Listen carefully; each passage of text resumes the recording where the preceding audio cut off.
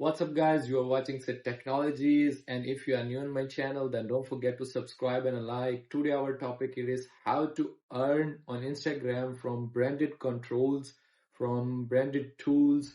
So I'm just going to share a screen on my left side. Without wasting your time, let's go to the topic, and here we are. Just go to the settings and here is a professional dashboard. You must have a professional account and then go to the branded content.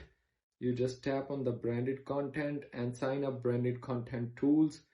You are eligible for a paid partnership label. So here, just do and don't. Here's the next step.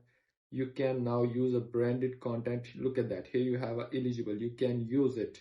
You can use it, the paid partnership label. And here you just go search your brand, which brand you want to work with them, and just add a request for approved.